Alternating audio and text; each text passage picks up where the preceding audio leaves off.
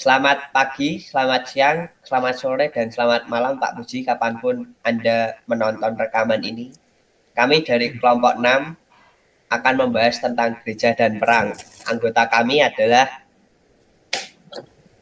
Saya Seco, presensi 5. Saya Yura 6. Saya Bi, presensi 10. Saya Tresnan, presensi 11. Dan saya Aru, presensi 15. Ya, jadi mulai dari awalnya gereja itu memandang dunia itu sebagai tempat yang kotor, tempat penuh dosa, penuh kejahatan dan berbahaya. Tapi setelah Konsili Vatikan kedua, next slide, ya itu Paus Yohanes XXII atau 23 itu mengubah pandangan baru tentang manusia dan dunia, ya dimana dunia itu menjadi bagian dari gereja setelah dunia dibebaskan dan ditebus dosa-dosanya oleh Yesus Kristus yang wafat di kayu salib.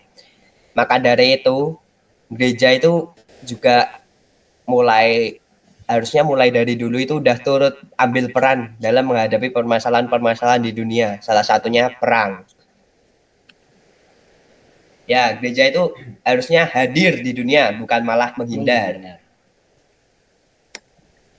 Oke, Adi.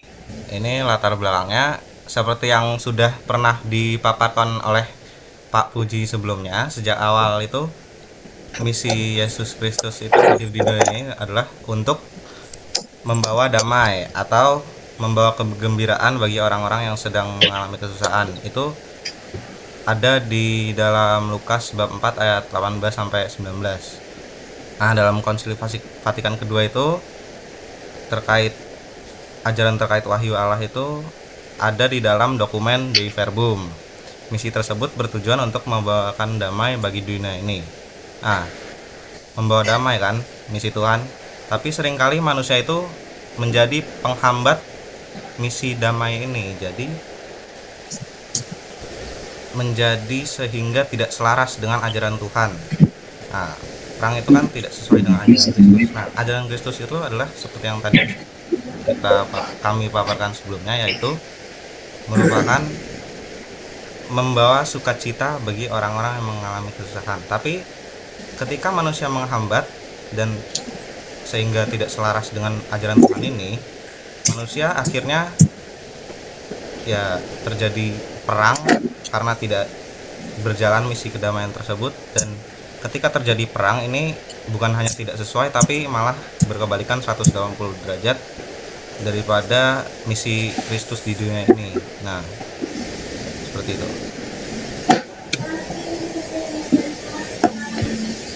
Tujuannya kita memberikan presentasi ini adalah memaparkan pandangan dan peran gereja terhadap peperangan di dunia. Nah, itu juga merupakan tujuan daripada konsili, daripada dokumen-dokumen yang ada di konsili, beberapa dokumen yang seperti Dei Verbum dan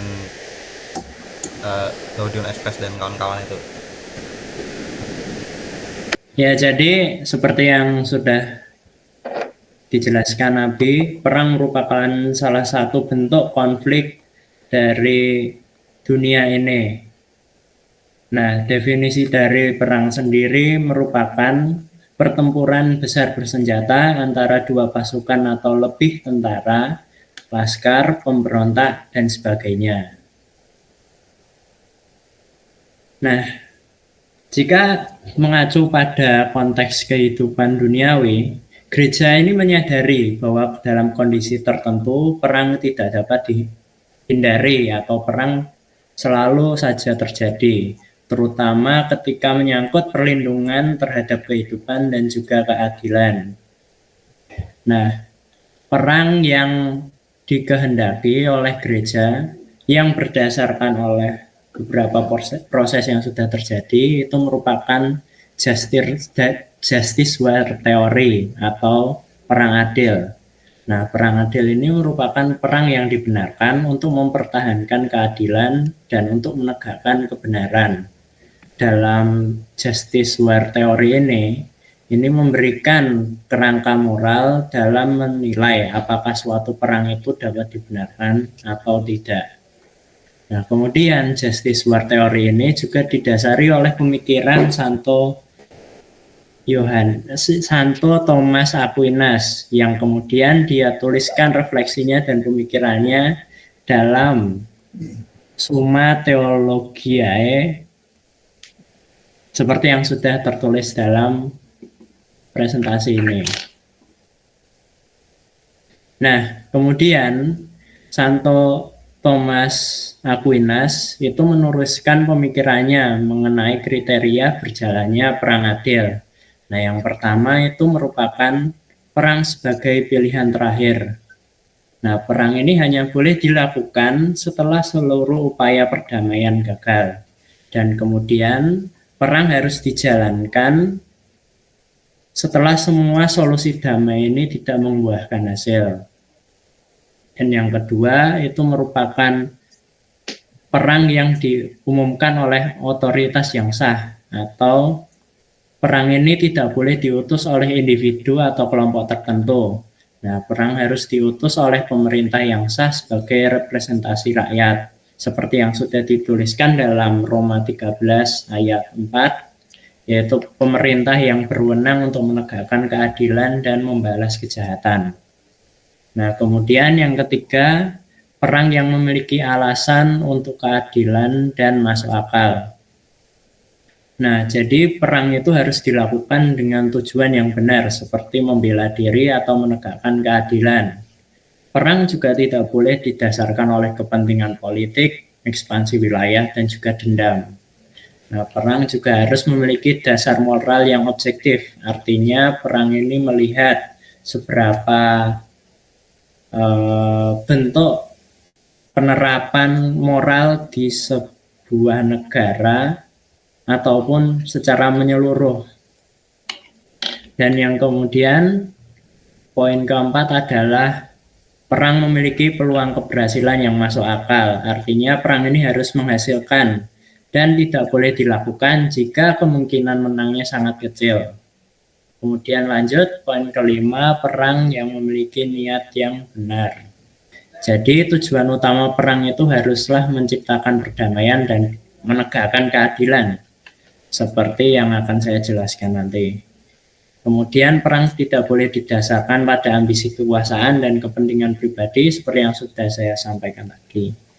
Kemudian lanjut lagi, perang itu harus bersifat proporsional, artinya kekerasan yang digunakan harus sebanding dengan tujuan yang ingin dicapai. Perang tidak boleh menimbulkan penderitaan yang berlebihan pada pihak yang terlibat. Kemudian yang terakhir adalah perang harus didasari pada pembedaan antara milisia atau orang militer dan juga warga sipil. Artinya warga sipil itu tidak boleh menjadi sebuah target dalam perang. Tentara harus menghindari serangan terhadap warga yang tidak bersalah, dan kemudian kematian warga sipil hanya boleh didasarkan pada hal yang benar jika akibat tersebut tidak dapat dihindari oleh operasi militer, seperti yang akan saya jelaskan nanti dalam teori atau konsep double effect. Lanjut. Nah, jadi sebenarnya perang adil ini tujuannya apa sih? Nah, perang adil ini memiliki sebuah tujuan utama, yaitu untuk membangun kedamaian, yang jika kita jabarkan lagi, perang itu haruslah membela diri, menegakkan keadilan dan kebenaran, membangun perdamaian, dan dilakukan tanpa dendam dan tidak boleh merusak seluruh tatanan sosial yang terbangun di dalam komunitas ataupun negara itu. Nah, kemudian kita masuk ke konsep double effect. Nah, konsep double effect ini merupakan konsep yang membenarkan efek negatif yang tidak selalu salah, selama efek buruk tersebut bukan tujuan utama dan terjadi sebagai akibat dari hal yang tidak bisa dihindari. Nah, contoh konkretnya merupakan orang-orang yang mati dalam perang. Nah, hal-hal itu dibenarkan dalam konsep double effect ini.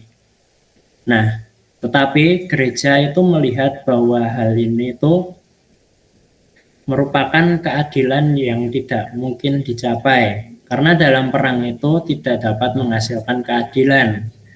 Jika kita kaitkan dengan konsep moral yang digunakan, yaitu adalah tidak mungkin jalan negatif menghasilkan efek yang positif. Jadi efek perdamaian itu dapat timbul jika kita mengupayakannya. Bukan dengan perang maka timbul perdamaian. Kemudian lanjut. Nah, jadi sebenarnya perang adil ini merupakan konsep yang ambigu.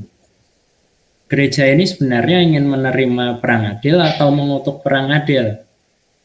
Nah, tetapi jika kita simpulkan kembali, poin utama yang harus ditekankan itu merupakan gereja menekankan perdamaian. Dan itu haruslah tercipta. Kita tidak perlu membahas tentang perang ataupun hal-hal konflik sebagainya. Jadi yang harus diutamakan merupakan terciptanya perdamaian. Nah, terus perang dan gereja sebagai penengahnya. Gereja itu ada apa sih dengan, maksudnya bisa apa sih dalam perang-perang gitu. Ini beberapa studi kasus, contoh kasusnya. Artinya Perang Dunia Kedua. Perang Dunia Kedua yang kita ketahui merupakan salah satu bab terbesar dalam sejarah manusia, di mana lebih dari 55 juta manusia tewas karena perang ini. Terus juga ada penggunaan bom atom pertama kali dalam peperangan yang menargetkan suatu negara. Di Perang Dunia ini sangat-sangat wow. Dan setelah perang itu, gereja itu mengusulkan membentuk organisasi internasional yang mampu mencegah perang. Maksudnya apa? PBB. PBB, Perserikatan Bangsa-Bangsa atau United Nations. Namun PBB itu bisa apa sih? Realitanya tetap masih ada perang. Tetap masih ada perang Rusia-Ukraina, tetap masih ada perang di Gaza, tetap masih banyak pemberontakan di Afrika, dan banyak pelanggaran-pelanggaran HAM melalui perang di negara-negara lain. Namun melalui PBB ada juga stop gap-nya, semacam gimana ya? Ada positifnya juga gitu, ada PBB. Mungkin jenengan-jenengan tahu tentang kontingen Garuda, Kongga. Kongga itu adalah bagian dari TNI yang dikirim untuk UN, untuk PBB. Dan mereka tugasnya adalah menegakkan perdamaian, jadi peacekeeper. Dan itu adalah salah satu aksi nyata yang bisa dilakukan oleh PBB. Ya, walaupun keberadaan peacekeeper ini itu tidak bisa menghentikan perang secara menyeluruh, tapi bisa mencegah keberlanjutannya pelanggaran HAM di peperangan-peperangan ini. Lalu salah satu contoh lainnya Perang Dunia Pertama, Perang Vietnam, Perang Rusia-Ukraina. Namun di semua perang-perang ini PBB kan baru ada setelah Perang Dunia Kedua. Dan PBB tidak ada pas Perang Vietnam, malah PBB mendukung Amerika waktu itu kalau nggak salah. Dan sekarang di Perang Rusia-Ukraina PBB tidak ada ikut campur karena Rusia yang memiliki kekuatan politik yang besar juga gitu. Dan Ukraina yang tidak bisa apa-apa juga, dan ya mungkin contoh-contoh lain yang lebih tepat dengan keberadaannya PBB itu peperangan-peperangan yang ada di Afrika sekarang, atau mungkin juga bisa perangan Korea Selatan dengan Korea Utara. Itu di tengah-tengah arahnya itu dulu ada peacekeeper-nya.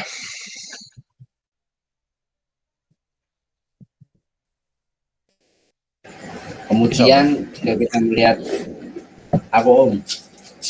Kemudian jika kita melihat bagaimana gereja memandang perang itu sendiri, kita bisa mengulik dari dokumen-dokumen atau ensiklik yang telah dipublis setelah Konsili Vatikan II, di mana pada dokumen Gaudium et Spes, yakni dokumen yang memaparkan apa saja atau bagaimana gereja memandang dunia modern dan peran apa saja yang bisa diemban oleh gereja gitu. Jadi dalam konteks peperangan yang bersangkutan, khususnya antar bangsa seperti Perang Dunia Pertama, Kedua, Perang Vietnam, dan Perang Rusia Ukraina, Palestina Israel yang sampai sekarang masih terjadi, gereja dengan tegas dalam artikel nomor 77 Gaudium et Spes mengecam keras tindak peperangan yang jelas kontra dengan pernyataan Santo Thomas Aquinas tadi untuk pengadaan perang yang adil, di mana gereja tetap harus berpihak pada perdamaian. Maka dari itu, gereja Katolik mengajarkan bahwa perdamaian itu merupakan kehendak dari Allah, merupakan wahyu dari Allah yang turun ke dunia, dan kita manusia sebagai perpanjangan tangannya yang harus mewujudkan terciptanya kedamaian antar manusia, baik itu individu, antar kubu, maupun antar negara. Nah, kenapa gereja nggak setuju sama terjadinya peperangan? Pertama, karena hal itu bertentangan dengan bonum communae atau kebaikan bersama yang bersangkutan dengan kedamaian itu sendiri. Maka dari itu para pemimpin negara dalam pandangan gereja perlu menghindari perang total yang memperlombakan senjata, kekerasan, pelanggaran hak asasi manusia yang pada akhirnya akan merusak seluruh tatanan moral masyarakat. Itu tercantum di dalam artikel nomor 80 Gaudium et Spes. Jadi bagaimanapun peperangan, mau itu adil ataupun tidak, tetap akan menambah dampak buruknya kemiskinan di dunia yang merupakan salah satu faktor dari peperangan itu sendiri. Maka dari itu, gereja pun juga menyadari bahwa dalam kondisi tertentu perang dapat terjadi. Maka dari itu ada opini dari Santo Thomas Aquinas tadi. Maka gereja yang berperan sebagai penengah atau konsultan bagi permasalahan dunia, di mana gereja ketika ada perang itu harus netral, mengusulkan beberapa hal yang tercantum di dalam Gaudium et Spes yang sekiranya dapat jadi pertimbangan bagi para pemimpin dunia, pemimpin negara, termasuk organisasi PBB itu sendiri. Pertama, gereja mengusulkan bahwa setiap negara itu perlu memiliki mentalitas cinta damai agar dapat membentuk suatu organisasi yang pada realitas sudah terbentuk yang mampu mencegah perang secara total pula. Jadi, walaupun realita di dunia ini sudah memiliki organisasi tersebut, faktanya beberapa negara yang ada di dalamnya, khususnya negara yang memiliki hak spesial di PBB itu sendiri, masih belum memiliki mentalitas cinta damai. Yang padahal mentalitas cinta damai inilah yang dapat mencegah peperangan. Karena ketika sesimpel antar individu dapat memaafkan maupun mengakui kesalahan, maka tidak ada yang namanya pembelaan ataupun pembenaran diri yang jadi pemicu peperangan. Itu tercantum di dalam dokumen Gaudium et Spes nomor 83, artikel nomor 83. Nah,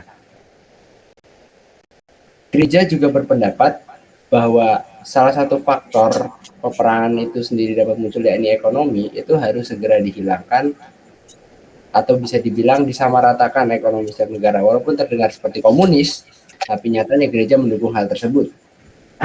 Jadi gereja dalam Gaudium et Spes nomor 83 mengusulkan untuk negara-negara maju dapat membantu mengembangkan negara-negara masih berkembang, baik itu memberikan sumbang yang secara ikhlas atau tulus, tidak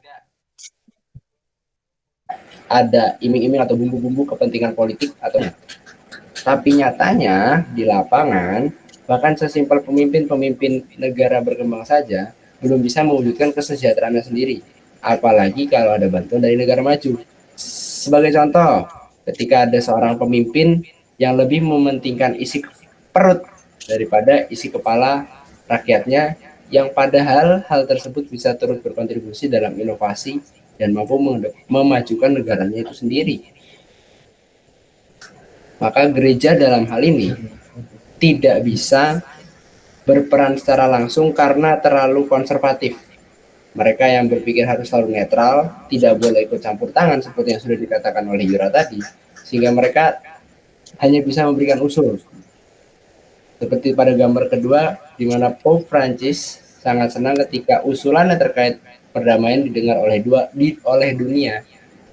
yang sampai saat ini belum pernah terwujud. Maka dari itu ini cuma gambaran doang, ketika terwujud nanti entah kapan. Lanjut, Yura. Lalu kesimpulan.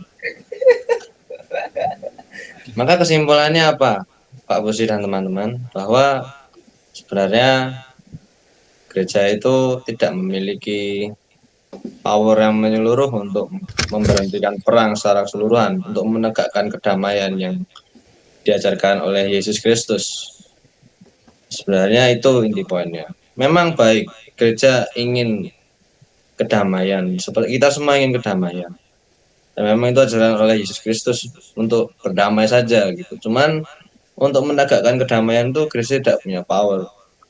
Karena ya di logika saja kekuatan gereja itu dari umatnya yang Katolik. Umat-umatnya yang mendukung adanya gereja Katolik. Namun kalau kita lihat dari contoh kasus yang ada sekarang, misalnya perang Ukraina dan perang Gaza, keberadaan umat Katolik itu tidak terlibat dalam peperangan tersebut. Makanya gereja tidak bisa apa-apa juga gitu. Mungkin kalau misalkan yang berperang adalah negara yang mayoritas berumat Katolik, mungkin gereja bisa menghentikan perang itu dan meminta kedamaian saja. Namun karena kebanyakan perang sekarang bukan umat Katolik, maka tidak bisa apa-apa. Dan Sico mau nambahin? Ya, betul, betul kata Yura. Itu semua dilandasi oleh sebenarnya hasil refleksi gereja yang dulu sempat campur tangan secara totalitas dalam hal politik. Makanya mereka sekarang cenderung konservatif. Aku mau bergerak itu pokoknya harus netral. Makanya mereka nggak bisa banyak turun langsung, kalau dalam bahasa kita belusuan gitu. Nggak bisa turun langsung untuk baik itu mendamaikan, baik itu menyelesaikan perang, ataupun sesimpel menghentikan perang, karena kan tetap saja perlu organisasi formal. Dan PBB dalam hal ini tetap secara tanda kutip disetir oleh negara-negara yang sudah tak mention tadi tidak punya mentalitas cinta damai, dan pada akhirnya peperangan di dunia ini faktanya di lapangan tetap terjadi. Itulah yang harus kita renungkan, apakah gereja ke depannya bisa turun langsung untuk berperan, menyuarakan perdamaian yang digempur-gempurkan oleh Yesus Kristus itu sendiri. Oke, sesi pertanyaan.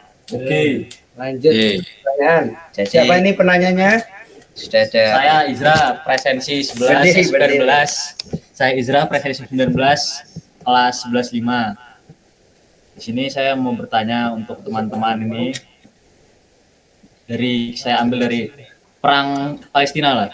Nah, itu kan perang Palestina dan Israel sudah lama terjadi. Terus juga tadi Cetu berkata gereja tuh harus netral, tidak bisa terjun atau tidak bisa berusuhan. Nah, tapi gereja bisa melakukan apa agar perang ini bisa berhenti tuh? Izin jawab. Oke, Silakan. Pak Diura. Seperti tadi kesimpulannya adalah gini, kita akan brainstorming dikit nih. Oke. Perang Palestina itu antara pihak siapa dan pihak siapa, Ijra? Palestina dengan Israel. Palestina mayoritas agamanya apa? Muslim, Israel mayoritas agamanya apa? Nasrani. Ya benar Nasrani. Benar. Nasrani atau Yahudi kan? Iya. Kedua agama tersebut ada nggak yang tunduk ke gereja Katolik? Maksudnya ada yang bawahannya yang dibawahi gereja Katolik? Ada nggak? Enggak. Itu dia. Jadi maksudnya kita logika saja itu, kekuatan politik itu kan dari, misalkan ya, kamu nih seorang pejabat, Ijra. Kamu seorang pejabat. Kamu mempunyai kekuasaan ketika ada orang-orang yang mendukungmu kan. Misalkan satu provinsi mendukung Ijra jam-jam. Oke. Maka kamu punya kekuatan politik kan, karena kamu ada yang mendukung. Orang-orang berduit lah, orang-orang biasa lah, itu mendukung kamu. Nah, sama halnya dengan gereja. Gereja mempunyai kekuatan politik dari orang-orang yang mendukungnya. Dan dalam kasus gereja, maka berarti umat Katolik yang percaya bahwa ya emang aku bagian dari gereja Katolik gitu. Itulah kekuatan politiknya gereja Katolik dari umat-umatnya Katolik. Ketika kamu menyamakan kasus misalkan perang Palestina Israel, dan kamu menanyakan kenapa gereja tidak bisa maksudnya gereja bisa apa gitu? Ya nggak bisa apa-apa, cuma bisa doain. karena sekali lagi kekuatan politiknya gereja dari umat Katolik, sedangkan dua pihak yang berperang ini mayoritas bukanlah umat Katolik, maka gereja tidak punya kekuasaan atas mereka ini. Maka gereja bisa apa? Doain dan naruh kain itu di bayi Yesus itu yang terus doain paus itu. Ya, dan cuma bisa itu melalui simbolisme dan doa. Apakah gereja bisa langsung turun tangan dan ikut perang? Mungkin bisa. Apakah mereka mau? Ya enggak lah, ngapain? Jadi gitu.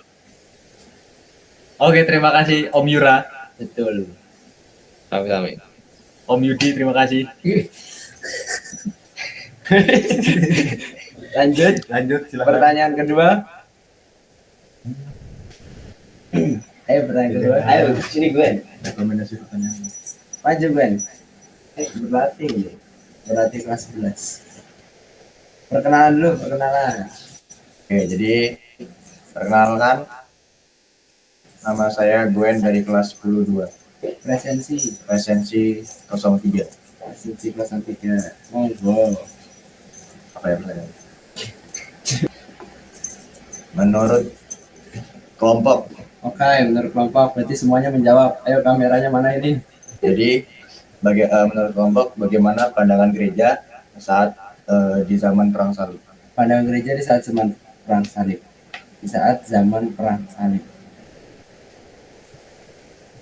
Pandangan gereja soal perang di zaman perang salib. Oke, Pertanyaannya pandangan gereja saat perang salib. mungkin aku boleh mengawali dulu. Jadi Gwen, pertama-tama kalau misalkan kita melihat perang salib, kita ngambil satu sisi aja, yakni tentara salibnya, yang dimana jelas beragama Nasrani. Jadi pada saat itu tentu gereja mendukung terjadinya peperangan tersebut. Kenapa? Karena gereja pada saat itu karena secara kronologis perang salib itu terjadi jauh sebelum Konsili Vatikan kedua. Jauh sebelum gereja memandang bahwa gereja itu harus menjadi tempat yang netral, bukan tempat adu senjata, tempat adu kepentingan. Maka dari itu pada ketika terjadinya perang salib, tentu gereja mendukung hal tersebut karena memang secara nggak langsung Paus pada zaman itulah, lupa lagi kalau salah, Paus Leo ya. Paus siapa? Yohanes kedua ya? Urbanus. Paus Urban. Iya. Paus Urban sendirilah yang secara tidak langsung memerintahkan melalui pemimpin negara. Jadi kalau kamu nanya bagaimana pandangan gereja pada saat itu, mereka yang malah mendukung perang. Tapi ketika Konsili Vatikan kedua, mereka mulai berbenah. Bahasanya dari struktural atas sudah berbenah, akhirnya tertanamlah ke kita untuk menyerukan perdamaian. Karena kata damai ini dalam konteks sekarang itu rancu, karena damai bagimu belum tentu damai bagiku gitu. Makanya kenapa belum ada kedamaian mutlak yang dimaksud gereja terwujud di dunia saat ini. Makanya kenapa juga peperangan terus terjadi pada saat ini. Karena gereja tidak berani mengambil langkah yang seperti dulu. Turun langsung mengambil peran. Cuma sayangnya pada saat itu peran yang diemban oleh gereja itu salah. Mereka mendukung peperangan, bukan malah menghentikan peperangan. Ada lanjutan jawaban? Sudah sesuai sepertinya. Oh, sudah sesuai. Kan itu sebelum ASG terbit. Ya, Ya, betul. Semacam Sebelum ajaran sosial gereja. yang pernah dipaparkan oleh Pak Puji yang tepat. intinya ya itu karena sebelum Konsili Vatikan tuh Gue aja ditutupin dong. pandangan gereja terhadap dunia dan permasalahan tuh masih memandang dunia itu sebagai tempat yang kotor dan belum ada pandangan baru tentang bahwa perdamaian itu sebenarnya harus ditegakkan gitu. Ya, ini sebenarnya bisa dikaitin tadi. Kan gereja memandang dunia sebagai tempat yang kotor. Iya. Makanya mereka gereja pada saat itu sebenarnya mendukung yang namanya geosentris. Secara nggak langsung, secara psikologis, orang-orang yang percaya geosentris, kamu tahu geosentris? Jadi yang percaya bahwa bumi dulu adalah pusat tata surya. Secara nggak langsung itu kan mewujudkan egoisme manusia yang mau jadi pusat. Baik itu pusat tata surya, pusat negara, pokoknya dalam hidupnya dia pusat. Itu kan egois. Gereja dulu seperti itu. Mereka merasa semua yang dilakukan gereja itu benar dan mutlak. Makanya kenapa gereja mendukung peperangan atas nama gereja, atas nama salib, atas nama Kristus. Mereka menganggap itu benar. Makanya kenapa, balik lagi pertanyaanmu, pada saat perang salib, pandangan mereka adalah itu benar. Karena mereka yang egois. Ya, karena Sebelum gereja egois tadi kan berarti ya gereja menganggap dia pusatnya gitu, dia yang paling benar kan. yes, Nah, gereja kan Katolik kan. Nah, perang salib itu kan lawannya Islam. Nah, mereka menganggap Islam itu di luar Katolik gitu. harus sebut mereknya. Iya, Iya, gitu. begitu Ben. Mungkin pada gambarannya seperti itu. Ada jawaban lain dari Benedictus Bayu Katresnan Jati Prambanan. Ya, sudah terwakili. Oke, Saya setuju itu. sudah. Oke, baik, terima kasih. Terima kasih ya Gwen 10-2 presensi 3. Oke, sekarang ganti lagi sesi tanya jawabnya jadi sesi refleksi. Bi. refleksi. Ganti Bi, sesi refleksi. Sesi refleksi. Oke, karena kelompok-kelompok lain itu biasa mulai dari presensi kecil, mending biar kita unik, mulailah dari presensi besar. Oh ya, oke. Boleh banget. Boleh banget. Berarti dari saya. Yes. Jadi kalau menurut saya seperti yang sudah dibahas di keseluruhan presentasi ini kan bahwa gereja itu sebenarnya masih ada ambigunya. Dia menolak perang tapi juga ada perang damai yang dimana perang adil maksudnya melakukan perang untuk mencapai keadilan, nah kedamaian. Dan menurut saya itu kayak ya ambigu aja, mau menciptakan kedamaian kok malah dengan memulai perang, itu kan malah justru nggak damai dong. Nah karena gereja itu masih seperti itu, jadi sebaiknya kita tuh, ini refleksi saya, kita nggak usah manut siapapun dulu, maksudnya nggak harus nunggu perintah, mulai dari kesadaran diri sendiri. Misalnya di hal-hal kecil kayak perang-perang kecil itu kan perang di dalam diri kita atau di antar sesama kita, misalnya ada kebencian, konflik atau iri dengki. Nah itu kita ya mulai aja dari diri sendiri, karena buktinya kalau gereja aja masih kayak gitu ya gimana kita mau ngikut gereja gitu loh. Ya mulai aja dari kesadaran diri sendiri bahwa ya udah saling memaafkan, kayak tadi yang dibilang si siapa itu ya, memaafkan dulu, maka dari itu peace, cinta damai, jadinya bisa benar-benar menghindari perang, bukan malah dengan perang untuk mencapai kedamaian. Terima kasih. Setuju. Kaji.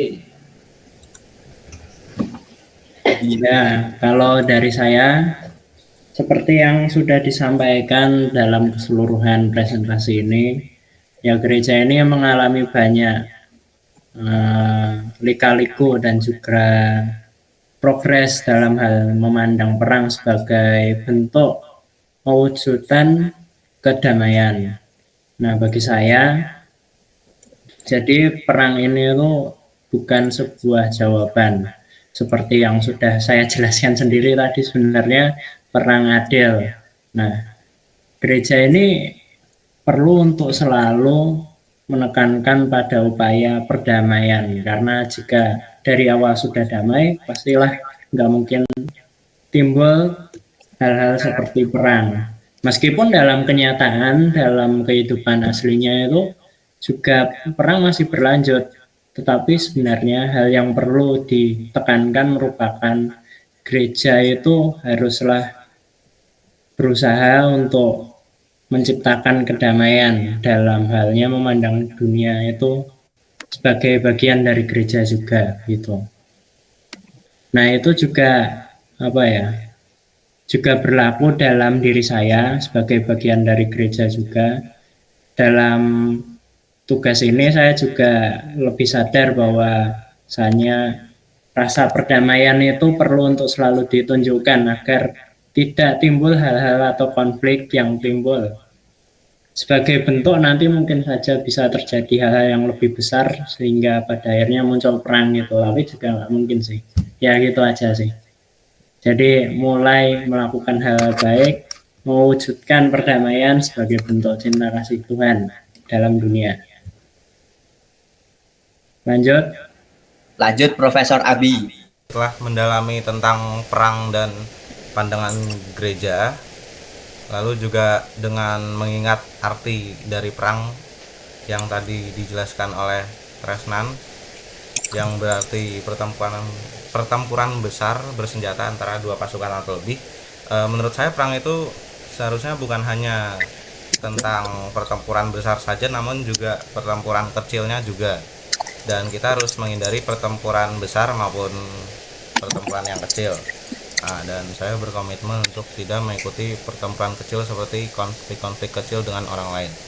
Terima kasih. Pak De Yuda. Oke, bahwa sebenarnya saya menyadari bahwa ya sebenarnya susah gitu loh jadi gereja gitu. Ya, pengennya bener, oke lah. Cuman bisa apa? Seperti kehidupan gitu ya. Kita pengennya apa tapi bisa apa gitu. Maka dari ini saya mengambil bahwa ya inti poinnya kita tetap percaya dan lakukan saja apa yang ganggu ini. Sorry ya, lupa tak DND. Ya, bahwa inti poinnya adalah lakukan saja apa yang paling benar menurut kalian dan tetaplah berusaha untuk menjadi yang terbaik gitu loh. Walaupun mungkin terlihat bisa apa sih, tapi kalau semua orang berusaha kayak gitu kan tercapai juga akhirnya. Kalau semua orang ingin damai kan akhirnya tercipta damai juga. Jadi mulailah dari kita sendiri-sendiri gitu. Monggo. Oke, Alfonso Wikrama Buaha. Wah, presensi terakhir harus gong. Kita harus terbuka terhadap posisi gereja. Pertama, kenapa bisa saya bilang demikian? Semua hal yang ada di dunia ini, seperti yang dikatakan oleh Santo Thomas Aquinas, bukan Damar Manggala, itu memiliki double side effect, di mana keputusan yang kita lakukan pasti akan membawa dampak positif dan di belakangnya juga akan mengiringi dampak negatif seperti halnya perang. Dalam konteks ini, tentu namanya mentalitas cinta damai itu nggak akan 100% terwujud. Karena tiap orang memiliki latar belakangnya masing-masing, begitu pula yang menyusun suatu negara memiliki latar belakangnya masing-masing. Maka dengan posisi gereja yang pertama, mereka terpaksa netral, konservatif, sampai mereka tidak bisa turun langsung belusukan untuk menyelesaikan permasalahan perang. Hal yang bisa kita lakukan adalah tidak menjadi pemicu perang dari hal-hal kecil. Nah, mulai aja dulu ya, dari hal-hal kecil. Sesimpel bagaimana tuh? Pertama, kita jangan reaktif ketika mendapatkan kita jangan reaktif ketika mendapatkan suatu stimulus. Bagaimana hal itu secara konkret bisa diwujudkan? Ketika kita sudah merasakan suatu gejolak emosi negatif yang secara nggak langsung bisa memicu perang, baik itu sesimpel konflik antar teman, konflik diri sendiri, konflik batin, bahkan atau konflik kelompok misalkan. Kita berhenti sejenak, kemudian melihat seperti apa kondisinya, lalu menilai. Setelah menilai, kita menjadi evaluatif. kita menemukan solusi yang tepat untuk kita lakukan, barulah kita merespon. Seharusnya itu sudah disadari oleh petinggi-petinggi negara sebelumnya. Namun sayangnya banyak kali petinggi negara yang masih mengedepankan geosentris mereka, dalam tanda kutip artinya egois. PBB masih disetir oleh Amerika Serikat, makanya Palestina dan Israel nggak rampung-rampung. Indonesia banyak bidang-bidang yang disetir oleh pemerintah pusat, bahkan tidak sesuai bidangnya. Siapa ya kira-kira? Jadi dari hal kecil sesimpel kita tidak reaktif terhadap suatu informasi saja sudah bisa mencegah terjadinya peperangan.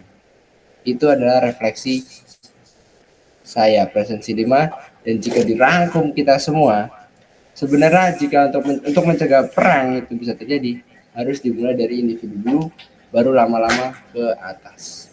Baik, terima kasih Pak Muji. Sekian presentasi dari kami. Maaf kalau banyak gangguan dari pihak eksternal. Sekali lagi atas Mohon maaf. kesalahannya kami mohon maaf, dan ketidaknyamanannya kami sungkem dulu.